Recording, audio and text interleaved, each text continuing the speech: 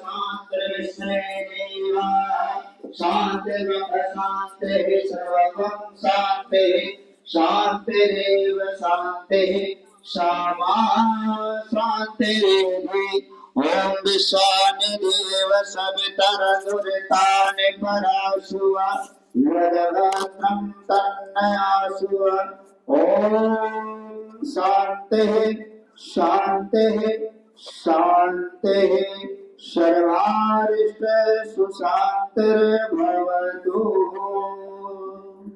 हृदय में शिष्य लगा करके प्लेट की छोड़ दीजिए वैसे लोग। रक्षा विधानम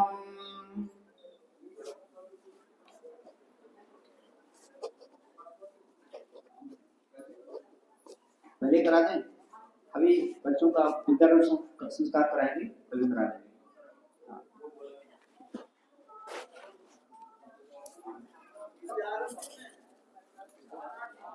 हम इधर करा दें और क्या है क्या? हाँ है, ये बच्चे बैठे हैं सामने।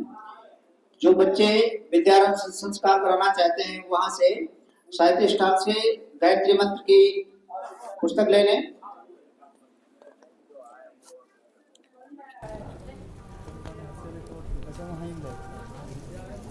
चलिए, रक्षा विधान के लिए ज्यादा मात्रा में अक्षत ले लें और ये आगे के दो लोग खड़े हो जाएं।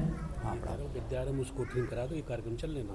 ठीक है, करा दीजिए, है ना? विद्यारंभ उसको ट्रेन करा देगा आप इसका। चलिए खड़े हो जाइए ज्यादा मात्रा में। आइए रक्षा विधान करते हैं। कोई भी शुभ कार्य करने से पहले रक्षा विधान करते हैं, क्योंकि हमारी शुभ कार्य में किसी भी प्रकार की अशुभ शक्तियां विघ्न बाधाएं ना डालें और जो भी हमारे इस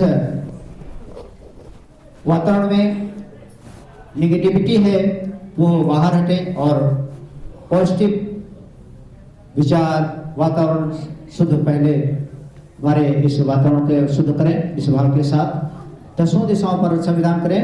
थोड़ा थोड़ा जिधर को संकेत करेंगे थोड़ा थोड़ा छोड़ते जाएंगे। ओम पूर्वे रक्षतु वाराः आग्नेयां गरुडध्वजः दक्षिणे पद्मनाभस्तु नैऋत्यां मधुसूदनः पश्चिमे चैव गोविन्दो वायव्यां तु जनार्दनः उत्तरे श्रीपतिरक्षेत् ईशान्यां महेश्वरः ऊर्ध्वं रक्षतु धातावो विधोनन्तश्च रक्षतु अनुक्तमपि यते स्थानं रक्षत विसोममादृधिक् अपसर्पन्तु ते भूता ये भूता भूमि संस्थिताः ये भूता विघ्नकर्ता रहे ते गच्छन्तु शिवाज्ञया अपक्रामन्तु भूतानि पिशाचाः सर्वतो दिशं सर्वेषां विरोधेन यज्ञ कर्म समारभे बसंत पंचमी पर्व कर्म समारभे जनेऊ कर्म समारभे। बैठ जाएं।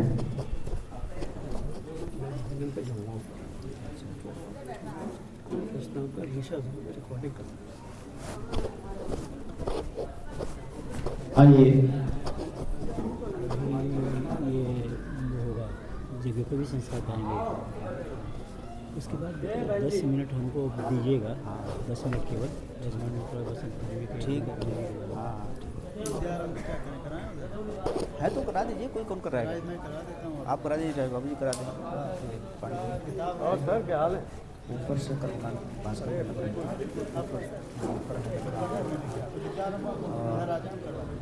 तो जिन बच्चों को विद्यारंभ संस्कार करना है तो इधर चले जाएं।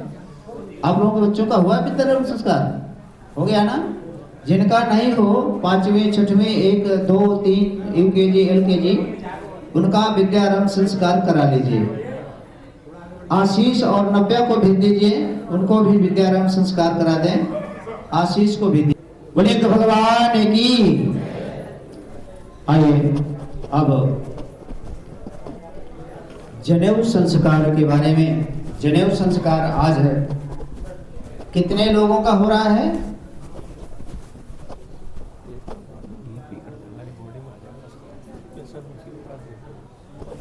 कितने लोगों का जनेऊ संस्कार हो रहा है?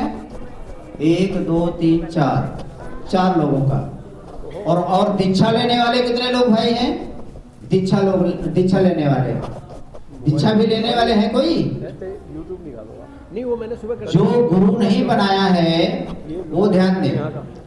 जिन्होंने गुरु नहीं बनाया है वो गुरु जरूर बनाए।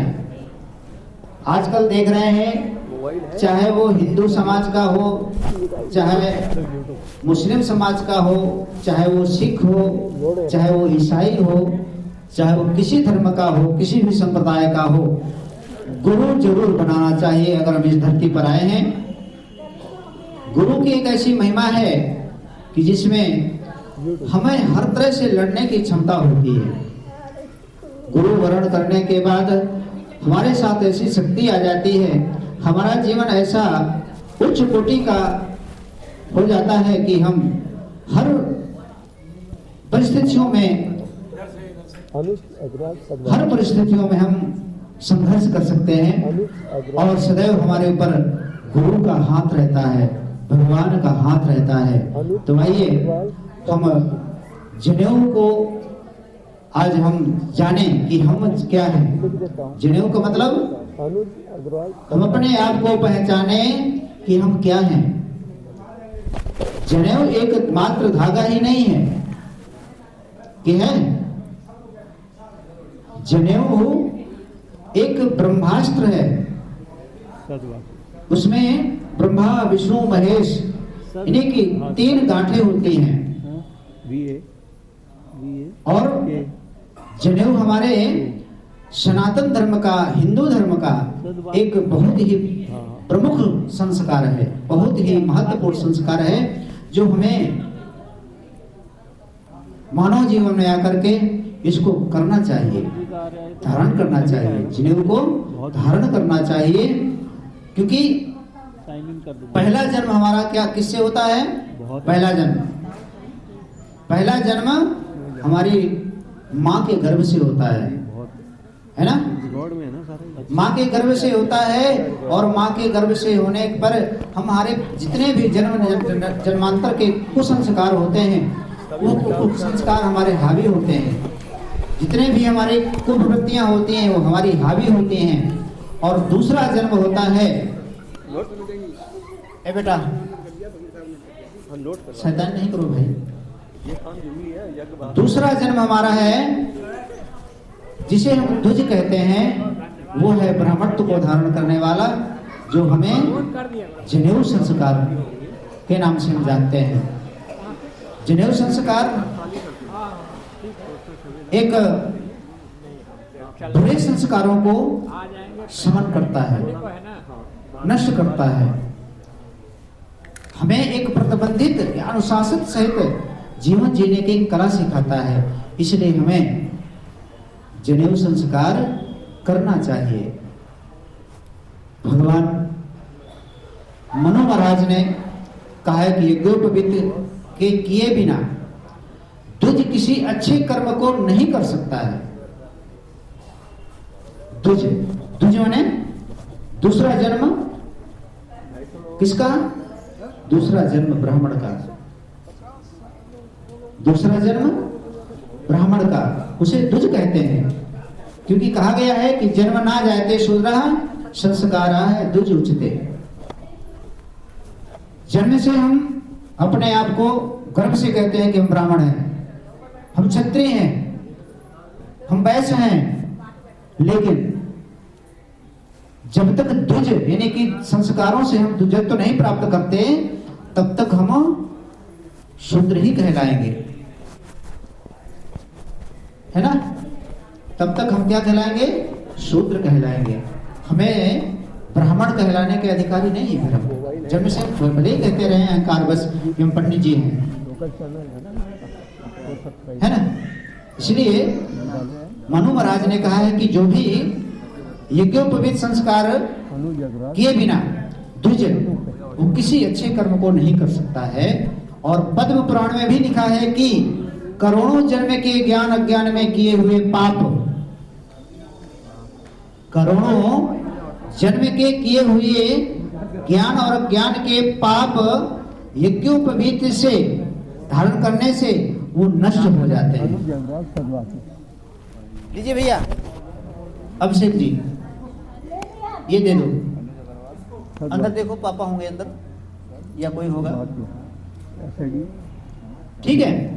यज्ञोपवीत धारण करने से, जनेऊ धारण करने से उसके कई करोड़ों जन्म जन्मांतरों के पाप दूर हो जाते हैं। वो कैसे दूर होंगे? खाली जनेऊ धारण से नहीं होंगे। हमें कर्म करना पड़ेगा। किसी के साथ चोरी नहीं करनी होगी, किसी के साथ गलत नहीं करना होगा, किसी के साथ झूठ नहीं बोलना होगा, किसी के साथ कत्ल मर्डर नहीं करना होगा, किसी के साथ व्यभिचार नहीं करना होगा, और साथ में क्या करना होगा? जिससे हमारा पाप, जिससे हमारे दोष, जिससे हमारे ये रिकॉर्ड हो रहा है ना, क्या जन्म जन्मांतर के रोग दोष कलह कलेश ये हटते हैं, दूर होते हैं। वो क्या करने से? गायत्री मंत्र का जप करने से। मोबाइल लाया, मोबाइल जब हम जनेऊ को, जनेऊ वही धारण करता है जो, जनेऊ वही धारण करता है जो गायत्री मंत्र का जप करता है, ठीक है। गायत्री मंत्र की उपासना करता है, उसी को जनेऊ पहनने का अधिकार है, चाहे वो जन्म से पंडित जी हो और वो चाहे इस धरती पर कोई भी मानव जीवन लेकर आया हो, सभी के लिए जनेऊ है, ऐसा नहीं है। तो हमें गायत्री मंत्र की उपासना करनी पड़ेगी और करनी पड़ेगी, करनी पड़ेगी। नहीं तो फिर क्या होगा? हम गायत्री मंत्र का जब नहीं करेंगे तो जनेऊ कंधे में टांगे रहो, वो तो सिर्फ धागा ही रह जाएगा।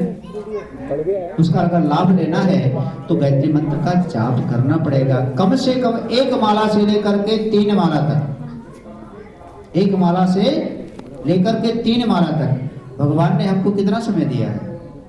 कितना समय दिया है? भगवान ये परमात्मा एक ऐसी विराट संपदा है कि जो हमें जन्म तो दिया है पर कुछ सोच समझ कर दिया है कि ये धरती पर जा रहा है, तो इसके लिए हम ऐसा कुछ कार्य कर दे दें, इसके लिए ऐसा हम संपत्ति दे दें कि अपने जीवन को धन बना लें। पर हम धन नहीं बना पाते, बनाते हैं क्योंकि सारा समय हम, आज के समय में किसी से भी पूछो, अरे मंदिर आया करो यार, थोड़ा सा पूजा पाठ करते हो। पंडित जी समय नहीं मिलता है, पंडित जी समय नहीं मिलता, क्या करें? ड्यूटी चले जाते हैं, ड्यूटी से आते हैं, सारा दिन वहाँ मतलब हपड़ थपड़ होता है, और जब शाम को आते हैं हाथ पैर धोल करके बस आराम से, भले ही वो टीवी देखता रहे, भले ही वो किसी के मतलब साथ पंचायत करता रहे, लेकिन भगवान के नाम के लिए उसको 5 मिनट का समय नहीं है। भगवान ने हमें 24 घंटे का समय दिया है, उस 24 घंटे में हमें कम से कम 10 मिनट 15 मिनट का समय जरूर देना चाहिए, सिर्फ और सिर्फ 15 मिनट। अगर आपने 15 मिनट का समय दे दिया है तो वास्तव में हमारा जीवन बहुत ही धन्य हो जाता है। बहुत से लोग तो क्या करते हैं, मैंने अभी बताया था थोड़ी देर पहले कि जनेऊ तो हो जाता है, जनेऊ करा लेते हैं, इसके बाद क्या कहते हैं पंडित जी, इस जनेऊ को हमको नियम नहीं आता है, नियम हम नहीं कर पाते हैं। अरे नियम हम नहीं करेंगे तो क्या पशु पक्षी करेंगे? इससे अच्छे तो हमारे पशु पक्षी हैं। अपनी दिनचर्या को, अपने पेट भरने का पालन, पेट भरने का काम पशु पक्षी भी करते हैं, लेकिन हम शुभ कार्य करने के लिए, अपने जीवन को धन्य बनाने के लिए हम नहीं कर पाते हैं, नियम पालन नहीं कर पाते हैं। इससे अच्छा तो हमारे पशु हैं। पशु का क्या काम है? मनुष्य और पशु में क्या अंतर है? मनुष्य और पशु में क्या अंतर है? क्योंकि मनुष्य जो होता है कर्मयोगी है, कर्म करना चाहिए मनुष्य को। पशु भोगी योनि है। पशु पेट भरता है, बच्चे पैदा करता है, उसका यही काम है। और पशु और मनुष्य का काम है कर्म करना। अगर अच्छे कर्म करेंगे तो भगवान का साया हमारे सर पर रहेगा, है ना। इसलिए हमें सदैव शुभ कर्म करना चाहिए। अग्रवाल सद्वाक्य। जन्म दो प्रकार का होता है, एक श्रेष्ठ जन्म और एक निम्न। श्रेष्ठ जन्म किसे कहते हैं? इस मनुष्य के अंदर की बात बता रहा हूं। श्रेष्ठ जन्म वो है जो सदैव भगवान के शरण में भगवान का नाम, हरि का नाम लेता है और अपने जीवन को धन्य बनाता है, अपने इस परिवार को धन्य बनाता है और संस्कारों से जोड़ता है। वो श्रेष्ठ जीवन कहलाता है। और निम्न कोटि का प्राणी वो है जो ये कर देगा। जन्म तो मनुष्य का मिल गया, लेकिन इस धरती में मेरे अलावा कोई है ही नहीं। प्रोग्राम होते हैं ना सारे डाल दे। मेरे अलावा कोई है ही नहीं। मैं धरती पलट कर एक कर दूंगा, आकाश और धरती एक कर दूंगा। वो क्या करता है? दुनिया भर के नाना प्रकार के कर्म को कर्म करता है, चोरी करता है, व्यभिचार करता है और झूठ बोल करके इससे लाया 10 रुपया, उससे लाया 50 रुपया और उससे लाया, मतलब दुनिया भर के कुकर्म करता है और पी करके जाकर के नाले में पड़ा रहता है। तो क्या है ना? तो ये निम्न कोटि का हुआ कि उच्च कोटि का हुआ, है ना? इसलिए हमें उच्च कोटि के बनने के लिए हमें कुछ करना पड़ेगा। तो आइए, जनेऊ को बताया गया कि जो जन्म जन्मांतरों के पाप होते हैं, जिन्हें धारण करने से वो पाप हमारे नष्ट हो जाते हैं। और पारस्कर ग्रह सूत्र में लिखा है कि जिस प्रकार इंद्र को बृहस्पति ने यज्ञोपवीत दिया था, उसी तरह आयु बल बुद्धि और संपत्ति की वृद्धि के लिए यज्ञोपवीत पहनना चाहिए। इससे हमें आयु मिलती है, बल मिलता है, बुद्धि तेज होती है और हमें संपत्ति मिलती है। भाई अगर हम अच्छे कर्म करेंगे तो हम सब कुछ तो मिलेगा। गायत्री मंत्र एक ऐसा मंत्र है कि आप कुछ नहीं करिए, किसी मंत्र का जप नहीं करिए। अगर गायत्री मंत्र का जप करना है, गायत्री मंत्र के जप करने से आपको सब कुछ मिलेगा। आपको बुद्धि भी मिलेगी, आपको आयु भी मिलेगी, उम्र भी बढ़ेगी और बल ताकत भी तेज भी आएगा और संपत्ति भी आपको देगा भगवान।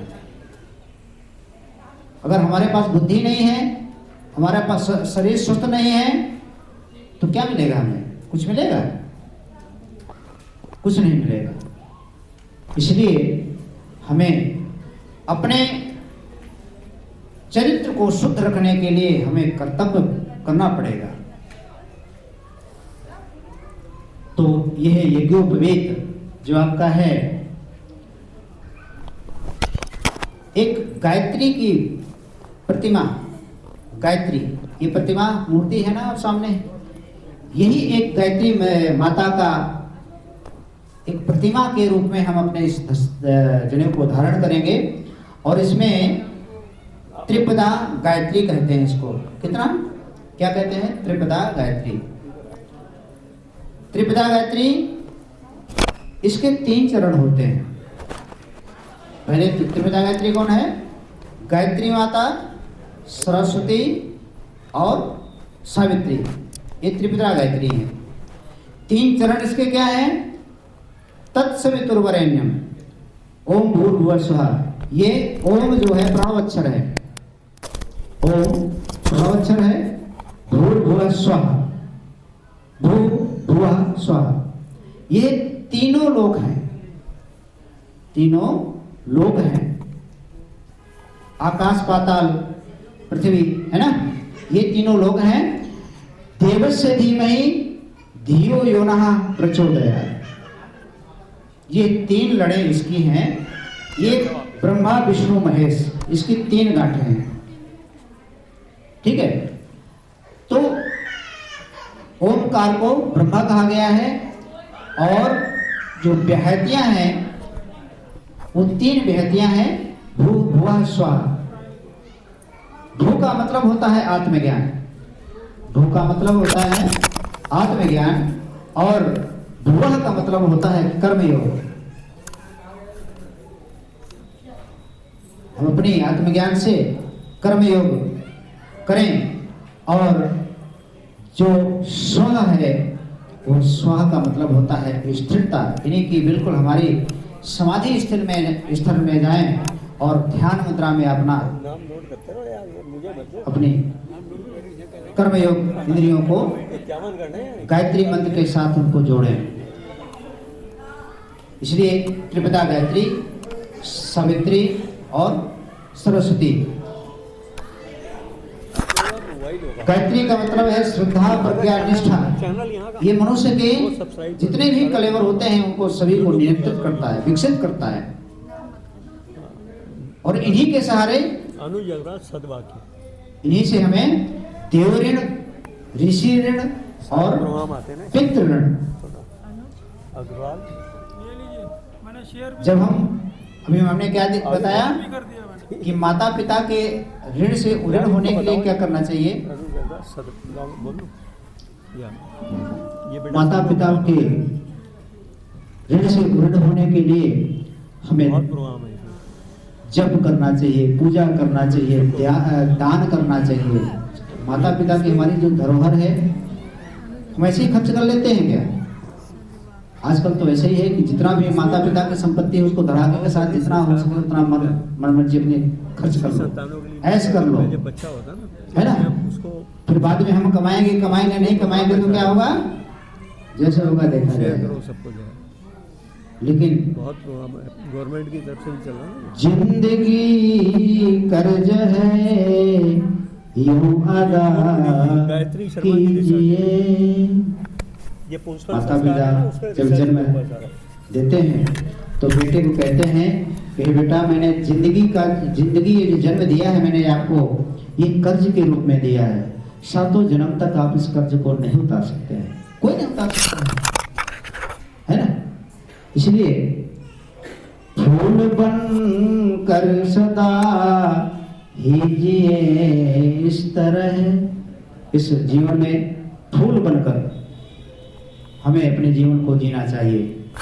तो आइए देव ऋण और पितृ ऋण और ऋषि ऋण से मुक्त होने के लिए हमें भक्ति और ज्ञान और कर्म की गंगोत्री में नहाना चाहिए। यही त्रिपदा गायत्री का भाव है। अच्छा चलिए ठीक है।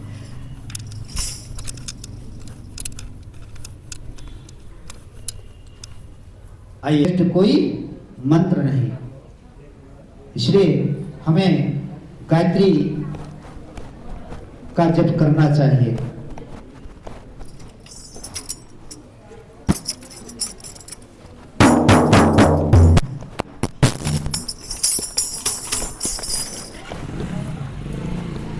बोले गायत्री माता की, यज्ञ भगवान की। अरे लाओ भाई लाओ, जल्दी लाओ।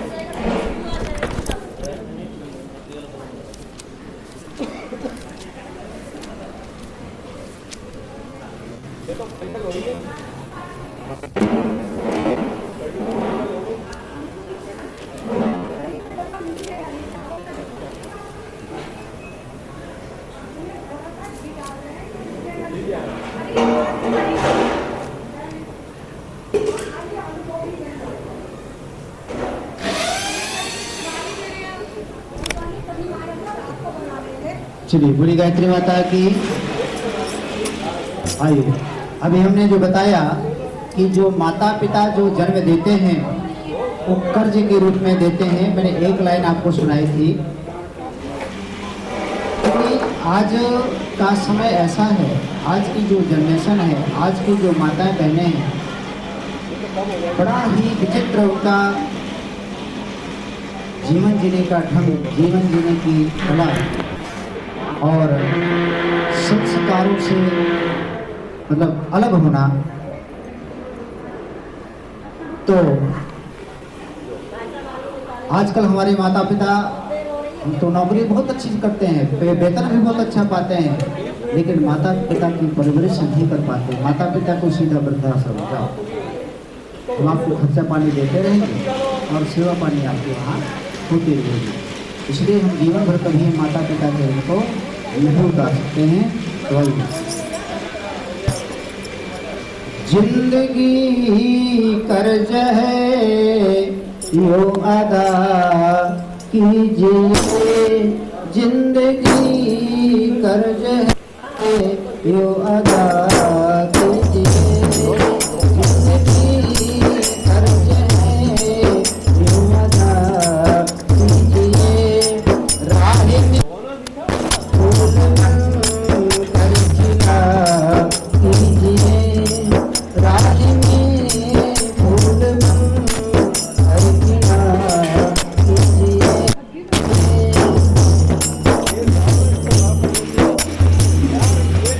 ये जन्म एक महत्व का कहानी, ये जन्म एक महत्व का कहानी बने, एक चमन के लिए ये निशानी बने, ये चमन के लिए एक निशानी बने।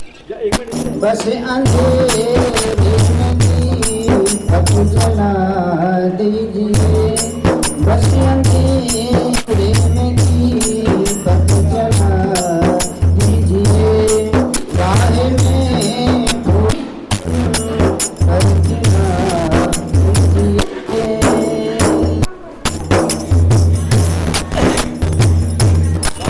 कर्म भूलो न कभी तुम बाप का, कर्म भूलो कभी न माँ बाप का, है इसी से ये जीवन सदा आपका, है ये जीवन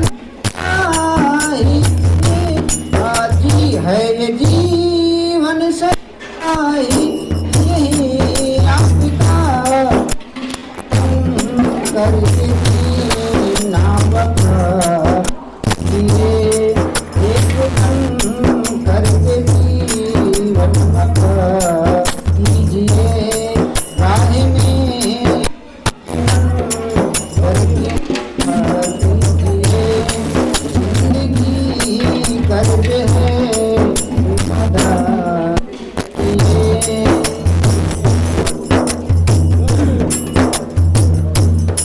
अपना घर छोड़कर अब कहाँ जाओगे, अपना घर छोड़कर अब कहाँ जाओगे, इस घर को जन्नत बना दीजिए,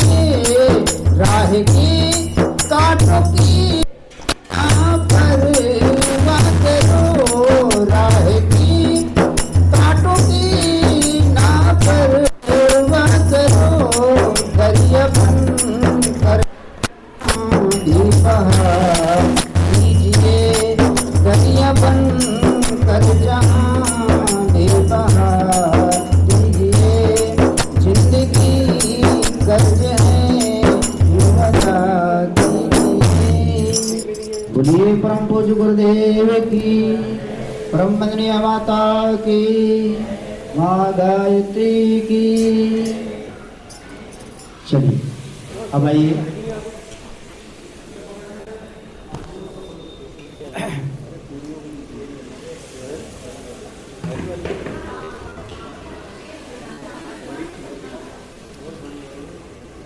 तो गायत्री के बारे में आपने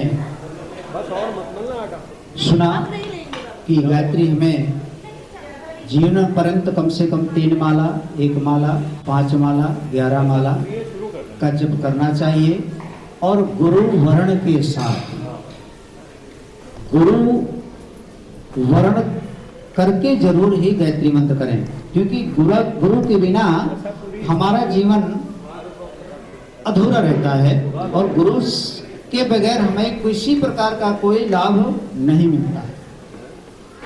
क्योंकि जब पावर हाउस से कनेक्शन हो जाता है तो तभी तो हमारे घर में लाइट आती है। कैसे आ जाती है? आजकल तो सौर ऊर्जा है, फिर भी वो पावर हाउस है ना। तो पावर हाउस मतलब गुरु, इष्ट को जरूर वर्ण करें और वर्ण करने के बाद ही गायत्री मंत्र की दीक्षा और गायत्री मंत्र का जप करें।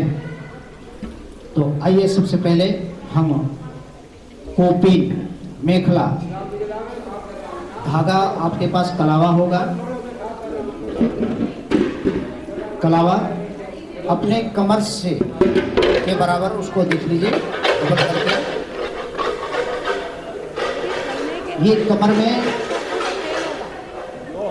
कहीं कहीं बच्चों को करधनी बांधते हैं, जब बच्चा पैदा होता है तो करधनी बांधते हैं ना, क्योंकि हमारे बच्चे की नजर कभी नहीं लगे, हमारे बच्चे का कमर कभी दर्द ना करे। ये एक वैज्ञानिक तथ्य भी है और डबल कर लीजिए उसको, क्योंकि शास्त्रों में कहा गया है कि किसी भी प्रकार का ये जो मेखला है, हम अपने किसी भी कार्य को, अच्छे कार्य को सदैव कमर कसकर ही खड़े करो। हमारा ये जीवन है, संघर्षमय जीवन है, हम कभी भी अपने आप में संयमशीलता और दृढ़ विश्वास के साथ हम अपने जीवन को चलाएं। बोलिए ओम, अभी मंत्र बोलेंगे तभी वो बांधना है भाई। बोलिए ओम संयमशीलः तत्परश्च भविष्यामि। हम सदैव संयमशील और तत्पर रहेंगे। बोलिए संयमशील और तत्पर रहेंगे। बांधिए ओम एयं तिरुक्तम परिबाध्यमाना वर्णम पवित्रम पुनते में आगात प्राणापानाभ्यां बलमादाधाना श्वासा देवी सुलगा माखले। अब दंड होगा आपके पास, ब्रह्मदंड। ब्रह्मदंड है, इसको ऐसे उठाइए। ब्रह्मदंड में कलावा बांध लें। ब्रह्मदंड में कलावा बांधें। ये ब्रह्मदंड किस लिए दिया गया है, क्यों दिया गया है? ब्रह्मदंड क्यों दिया गया है? अब आप जो है चाहे तो आज से वानप्रस्थ ले सकते हैं, चाहे तो आप आज से अनुशासित जीवन जी सकते हैं। ये अनुशासन का प्रतीक है। किसी के साथ हमारी लड़ाई झगड़ा हो, किसी के साथ हमारी कोई मतलब, तो उसको एक कहते हैं, वो डेढ़ हमारे कहा है कि एक हाथ में माला तो एक हाथ में भाला। अगर मान लो हम ध्यान में बैठे हैं, जप में बैठे हैं, पूजा कर रहे हैं, मग्न है ध्यान में, और कोई हमारा विरोधी आया और हमको झीप झपट करने लगा तो क्या करोगे? बगल में हाथ, बगल में डंडा और बगल में माला, एक हाथ में माला एक हाथ में भाला। तो इसलिए हमें ये जो है अनुशासन सिखाता है, अनुशासन रहित जीवन जिए। ठीक है, अनुशासन रहित जीवन जिए और अनुशासन से हमारा जीवन बहुत ही अच्छा रहेगा। और साथ में ब्रह्मचर्य, ये तो बाल वृद्धि के लिए है।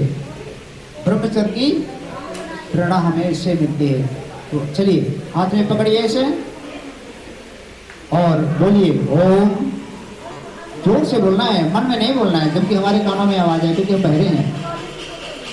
बोलिए ओम अनुशासनानि पालस्यामि। गुरु द्वारा, ऐसे पढ़ना है, गुरु द्वारा निर्धारित अनुशासनों का पालन करेंगे। पक्का करेंगे? नहीं देखा? अरे तुम तो यार वो जैसे वो बिहार में एक होते हैं ना पंडित जी, जैसे हम बोलेंगे वैसे बोलेगा। हैं? तुम तो वैसे बोल रहे हो। ये तो चटनी का है। ये चटनी के लिए है। चलिए ओम यो मे दंडः परापदत् वैहायसोधि भूम्यां तमह्यं पुनरादद आयुषे ब्रह्मणे ब्रह्मवर्चसाय। इसको मस्तक से लगाइए और वहीं पर अपने पास रख लीजिए।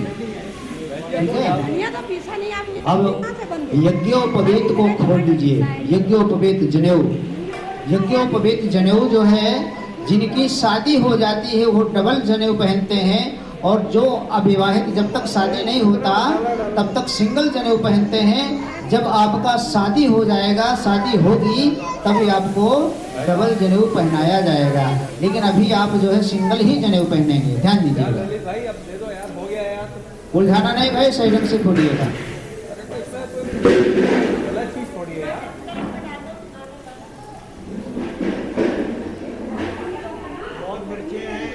ये शादी वाला कर रहे हो। चलो अब जल से थोड़ा सा उसमें जल छिड़के, ऐसे फंसा लीजिएगा। एक जने में रुक देना, एक जने में रुक दीजिए। आप लोग उलझा देंगे उसको, चाहे कितने जने हो उसमें आप उलझा देंगे। दोनों दो गांठें होंगी, उनको दो गांठें खोल करके उसको पकड़ करके उसको फटका दीजिए। लाओ इसको उतारो। एक जने इधर दे दो, इधर दे दो, खुला होगा ना, दे दो, इधर दे दो, ये भैया को दो।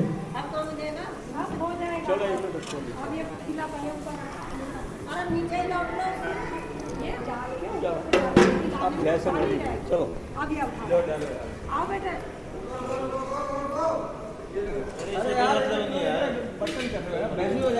देखिए ऐसे लीजिएगा, ठीक है?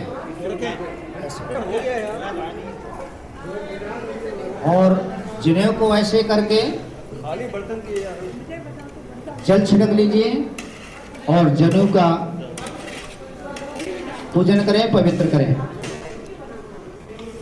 ओम प्रजापतेरसहजं पवित्रं कर्पात सूत्रोद्भव ब्रह्मसूत्रं ब्रह्मत्वा सिद्धे चायसः प्रकाशं जपस्या सिद्धिं कुरु ब्रह्मसूत्र।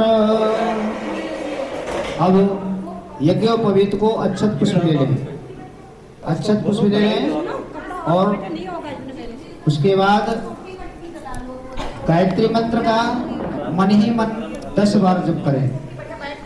अक्षत पुष्प लेकर के मन ही मन 10 बार जप करें। अक्षत पुष्प लेने साथ में ले लिया। हे बाबू तुम्हारे पास कोई नहीं है क्या? तुम्हारे पास कोई नहीं है? अक्षत पुष्प दे दो उनको, दीदी। मन ही मन 10 बार गायत्री मंत्र जपे।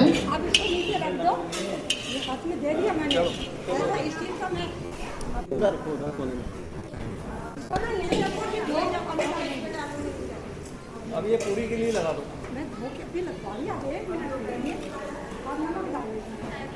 थाले में डालो।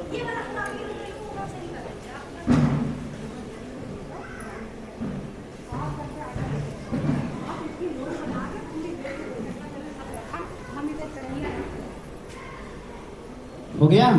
चले अब एक जना ये पूजन करें।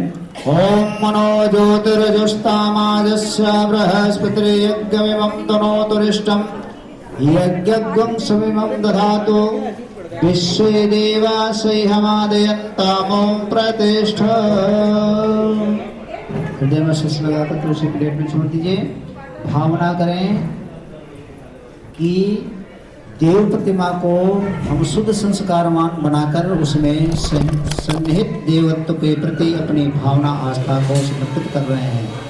ठीक है, अब अक्षत पुष्प पुनः फिर लीजिए। अक्षत पुष्प लेकर के 5 देवताओं का आवाहन करें। ब्रह्मा, विष्णु, महेश और यज्ञ देवता और सविता देवता का ध्यान करेंगे। अक्षत पुष्प ले। ओम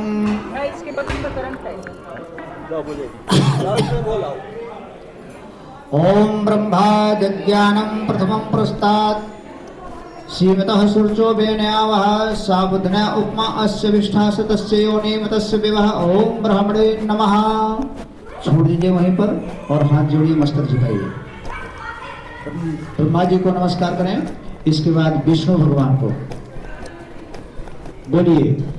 ओम विष्णु पोषण क्षमता ददातु। विष्णु हमें पोषण क्षमता प्रदान करें। ओम इयं विष्णु विचक्रमे त्रेधानि दधे पदम समूढ़मस्पाग्ं सुरे स्वाहा। ओम विष्णुवे नमः।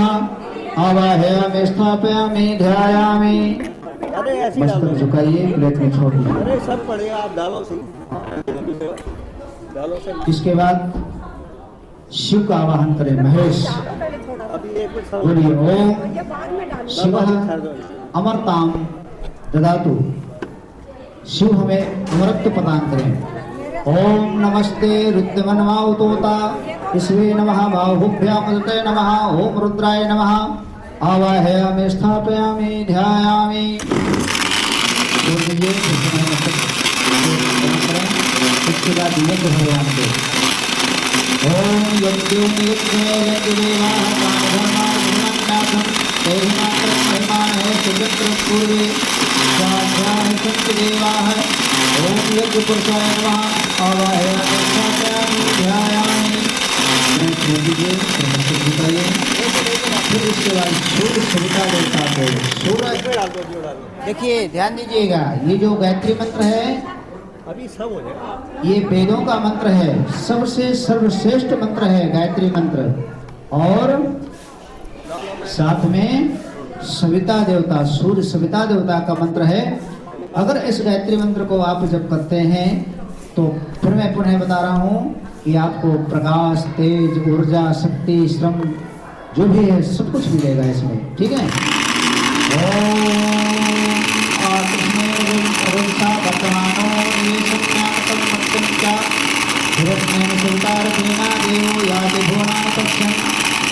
सूर्याय नमः। आवाहयामि स्थापयामि ध्यायामि। आप लोग आगे आ जाइए। आप लोग आगे आ जाइए। आप लोग आगे आ जाइए। आप लोग उत्तर आगे आ जाइए। जो आप बैठे हैं ना, ये भैया थोड़ा जगह खाली कर दीजिए। ये जगह खाली कर दीजिए।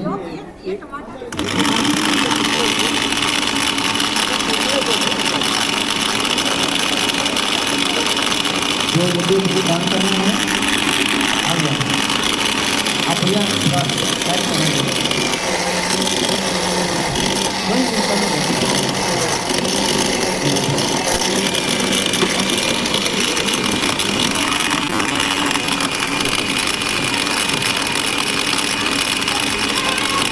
और जो दीक्षा लेने वाले हैं वो दीक्षा भी ले सकते हैं।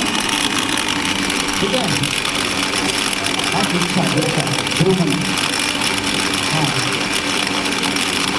ये तो लेंगे ही, तो वो मिल गया। दीक्षा सिर्फ ले लीजिए, साथ में पूजन थाली ले लीजिए।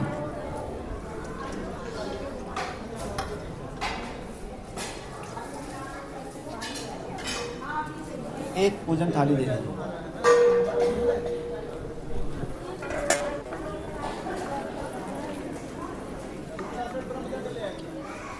इच्छा सत ब्रह्मदंड दे दीजिए। पूजन की थाली एक दे दीजिए, एक पूजन की थाली।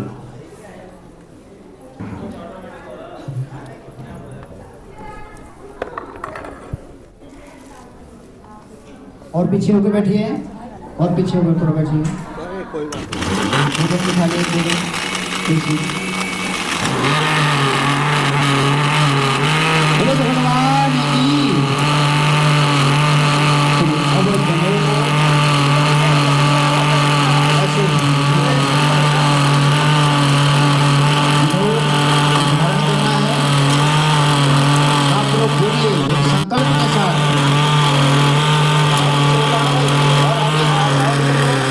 और आगे बढ़ो, फैसला बना दो।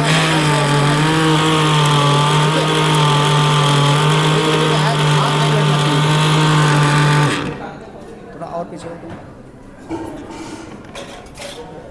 बोलिए ओम। इतने नजदीक बैठे हो फिर भी आवाज मेरे पास नहीं आ रही है। मैं बहरा हूं ना यार, मैं बता तो रहा हूं। थोड़ा जोर से बोलिए ओम गायत्री रूपम धारयामि। हम इस यज्ञोपवीत को गायत्री प्रतिमा के रूप में चप्पल के बगल में धारण कर रहे हैं। चप्पल पहन लेना, करंट है उसमें। ओम यज्ञ प्रतीक रूपम धारयामि। हम इसे यज्ञ के प्रतीक रूप में धारण कर रहे हैं। इसके बाद फिर बोलना है ओम गुरु अनुशासन रूपम धारयामि। हम इसे गुरु के अनुशासन के रूप में धारण कर रहे हैं। एक साथ लगा रहे हैं समान। एक एक लोग इनको जनेऊ पहनाने के लिए जो गुरु दीक्षा लिए हो गायत्री मंत्र की वो आ जाएं। यहाँ पे लगाओ। एक एक लोग खड़े हो जाएं, जनेऊ धारण करवाएं। वहाँ से बाहर निकाल दो। और कोई है? अब आपका पूरी रेडी है ना, खाली पीछे साइड हो जाइए, पीछे साइड जाना है बाबूजी, पीछे साइड। आपको पीछे साइड जाना है बाबूजी, पांडे जी पीछे साइड। गायत्री मंत्र की जो दीक्षा लिए हो, गुरु बनाया हो, गायत्री मंत्र की जो दीक्षा लिए हो। समय हो गया। चलो, ये सब तो बताओ, ये सारे कार्यक्रम है यहाँ। चलिए ऐसे घुमाते जाइए। ओम यज्ञोपवीतम परम पवित्रम प्रजापतिर्सहजं पुरस्तात् आयुष्मग्रं प्रतिमुञ्च शुभ्रं यज्ञोपवीतं बलमस्तु तेजः। यज्ञोपवीतं बलमस्तु तेजः। हाँ इस साइड, इस साइड, इस साइड, इस साइड। मेरे को मत देखिए, मैं उल्टा बैठा हूं ना, आप सीधे हो जाओ। हाँ ऐसा, ठीक है। चलिए अब भगवान सूर्य नारायण को ध्यान करते हुए 3 बार पात्र से जल लेकर के ऐसे अर्घ देना है, 3 बार, ठीक है।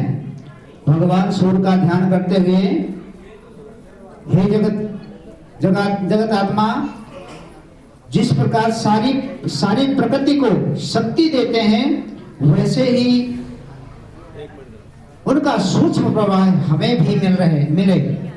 हम उससे धारण और नियोजन की सामर्थ्य पा सकें। इस भाव के साथ दीजिए जल। ओम तच्छ्रुदेवहितं पुरस्तात् शुक्रमुच्चरत् पश्येयं शरदः शतं जीवेम शरदः शता गुं शृणुयाम शरदः शतं प्रवराम शरदः शतमदीनाः स्याम शरदः।